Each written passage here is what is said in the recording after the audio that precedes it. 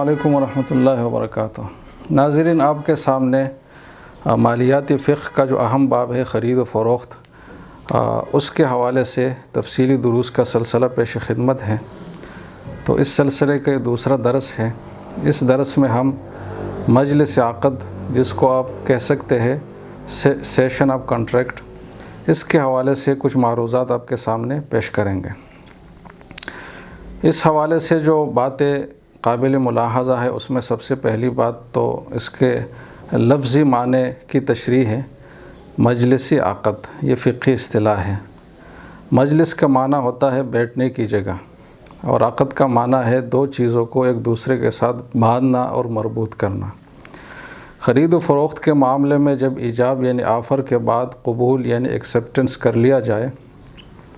اور ان دونوں کے درمیان کسی فریق کی طرف سے کوئی غیر متعلقہ سرگرمی یعنی irrelevant ایکٹیویٹی کوئی نہ کی جائے، تو ان دونوں کے درمیان جب کوئی اور غیر متعلقہ کام نہ ہو، تو اس طرح یہ جو ایجاب اور قبول ہے یہ آپس میں جب مربوط یعنی کنیکٹڈ ہو جائے، تو اس کنیکٹ ہونے کو اور آپس میں مربوط ہونے کو فقہ کی اصطلاح میں عقد کہا جاتا ہے۔ اس ایجاب اور قبول میں جب دونوں فریق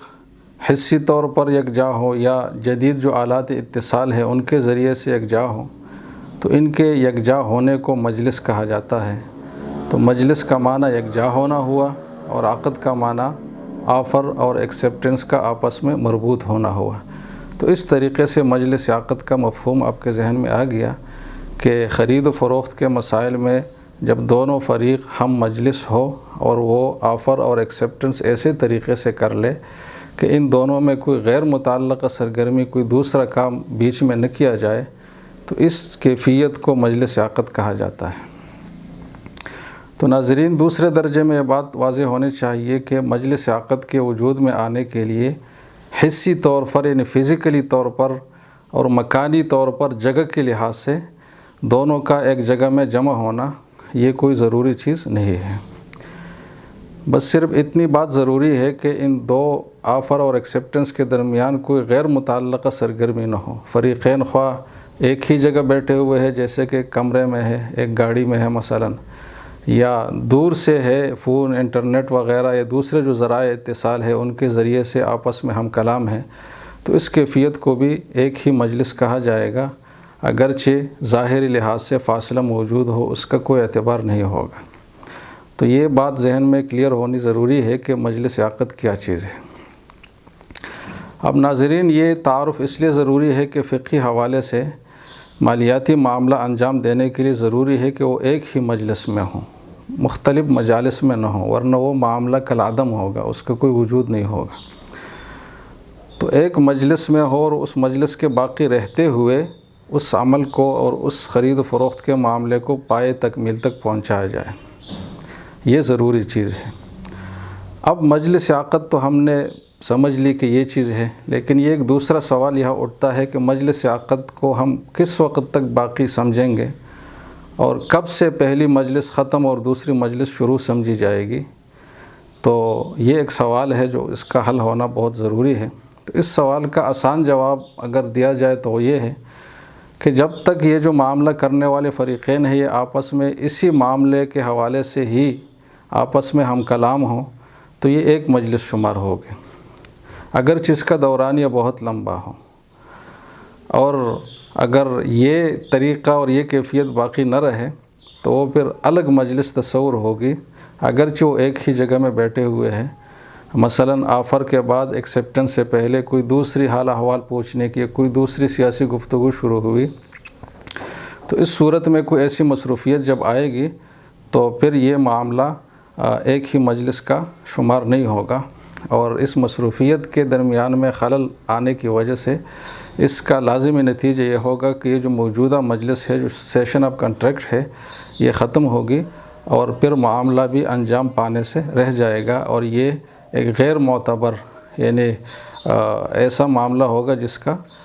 انکریڈیبل آپ کہہ سکتے کہ کوئی اعتبار نہیں کیا جائے گا۔ اب یہاں ایک اور بات ضروری ہے کہ اگر آفر کے بعد اور ایکسیپٹنس سے پہلے فاصلہ آ جائے، کیونکہ یہ تو ضروری نہیں ہے کہ جس شخص نے آفر کی ہے، پیشکش کی ہے، تو دوسرا فریق فوراً ہی اس کو قبول کرے، کیونکہ بعض اوقات غور و تأمل کے لیے، فکر کے لیے، سوچنے کے لیے کوئی موقع کی ضرورت ہوتی ہے کہ دوسرا فریق سوچ لے۔ تو وہ اگر خاموش رہے یا اس حوالے سے، اس چیز کے حوالے سے اپنے آپ کو مطمئن کرنے کے لیے کوئی سوال و جواب کرے، کوئی اور گفتگو کرے، تو یہ مجلس عقد کے منافی چیز نہیں ہوگی۔ ہم نہیں کہیں گے کہ وہ مجلس ختم ہو گئی، بلکہ یہ جو گفتگو ہے یہ اس رضامندی، جو کنسنٹ آپ کہہ سکتے اس کے حصول کا ذریعہ ہے، جس کے لیے کوئی بھی فائنانشل ٹرانزیکشن اس کے بغیر مکمل نہیں ہوتی، اور اس کا فریقین کی طرف سے پائے جانا یہ شرعاً مطلوب ہوتا ہے۔ تو اس طرح کی جو متعلقہ سرگرمی اگر بیچ میں آئے گی تو اس کی وجہ سے مجلس مختلف شمار نہیں ہوگی۔ اب ناظرین، یہ ایک اور اہم بات نوٹ کرنے کی ہے کہ بعض اوقات لوگ سمجھتے ہیں کہ مجلس ایک ہے،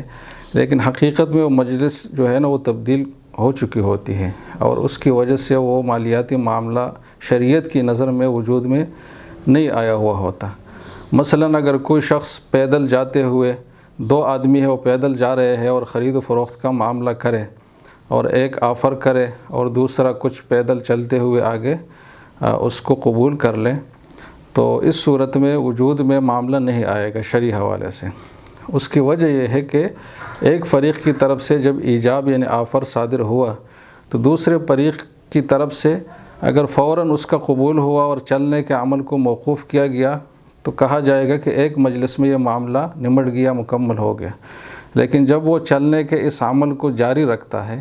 جبکہ یہ ایک مستقل عمل ہے، کام ہے، اور جس کا اس معاملے سے کوئی براہ راست تعلق بھی نہیں ہے، تو اس عمل کے جاری رکھنے کی وجہ سے یہ ایجاب جو گوئے کہ کی گئی تھی اس سے بے توجہ ہی برتی گئی دوسرے فریق کی طرف سے۔ تو اس وجہ سے جو یہ معاملہ ہے، یہ ایجاب و قبول کا آپس میں مربوط نہ ہونے کی، کنیکٹڈ نہ ہونے کی وجہ سے یہ معاملہ وجود میں آیا ہوا تصور نہیں ہوگا شریعت کی نظر میں۔ اب دیکھیں ناظرین، ہم نے مثال ایسی رکھی کہ دو آدمی پیدل جا رہے ہیں اور اس میں ایک آفر کرے، دوسرا ایکسیپٹنس کرے۔ اگر یہ صورت نہ ہو، دوسری صورت ہے مثلاً دو آدمی گاڑی میں جا رہے ہیں اور گاڑی کوئی اور چلا رہا ہے، یا جہاز میں جا رہا ہے، یا کشتی میں ہے، اور اس میں ایک آفر کرے اور دوسرا اس کو قبول کرے، تو پھر یہ معاملہ ایک ہی مجلس کا معاملہ شمار ہوگا، اور یہ کنسیڈریبل ہوگا شریعت کی نظر میں، اس لیے کہ اس میں جو عمل ہے گاڑی کے چلنے کا، یا جہاز کے چلنے کا، یا کشتی کے چلنے کا، وہ ان کی طرف منسوب نہیں ہے۔ تو ان میں سے کسی فریق سے بھی کوئی ایسی سرگرمی صادر نہیں ہوئی جس کو ہم کہہ سکیں کہ یہ کوئی اور ایکٹیویٹی ہے اور غیر متعلقہ سرگرمی ہے۔ ناظرین، آپ کے سامنے اس تفصیل سے یہ بات بھی واضح ہو گئی کہ ایجاب کرنے والے کی بات بھی دوسرے فریق تک پہنچنا ضروری ہے۔ اگر اسی وقت نہ پہنچے تو اس کو ایک مجلس نہیں کہا جا سکتا۔ مثلاً اگر ایک شخص نے قبول کر لی اور اس وقت دوسرا فریق نہیں ہے، ایجاب کر لی اور دوسرا فریق نہیں ہے، اور بعد میں اس کو بات پہنچتی ہے اور وہ اس بات پہ اپنی آمادگی ظاہر کرتا ہے کہ ٹھیک ہے، یہ چیز میں نے اس کی خرید لی، مجھے اس کی ضرورت تھی، تو اس طریقے سے یہ جو الگ الگ مجلسوں میں جو آفر اور ایکسیپٹنس ہوا ہے، تو اس کا بھی اعتبار نہیں ہے، اور یہ ایک مجلس کا معاملہ شمار نہیں ہوگا، نتیجتاً یہ معاملہ نل ہوا اور کالعدم ہوگا۔ تو ضروری ہے کہ ایک کی بات دوسرے کو پہنچے اور دوسرا کوئی بھی غیر متعلقہ سرگرمی کیے بغیر اس بات کو قبول کر لے، تو یہ ایک مجلس کا معاملہ سمجھا جائے گا۔ ناظرین، یہ آخری بات اس حوالے سے یہ پیش خدمت ہے کہ ایجاب و قبول کی یہ جو حساسیت ہے کہ ایک مجلس میں ہوں، یہ بہت اہم چیز ہے، لیکن یہ جو ایک مجلس میں ہونا ہے یہ صرف ایجاب اور قبول کا جو مرحلہ ہے، آفر اور ایکسیپٹنس کا مرحلہ ہے، اس میں یہ ضروری ہے۔ اس سے آگے جو معاملے کے باقی لوازمات ہیں، جو ایسینشلز ہیں، تو اس میں یکجا ہونا اور ایک ہی وقت میں ہونا اور ایک ہی مجلس میں ہونا یہ کوئی ضروری نہیں ہے، وہ بعد میں بھی کی جا سکتی ہے۔ مثلاً متعلقہ چیز پر جو قبضہ ہے، پوزیشن ہے، اور ایک دوسرے سے جو وصولیہ ہے، تو یہ اگر بعد میں ہو تو اس سے معاملے کی تکمیل پر کوئی فرق نہیں پڑتا۔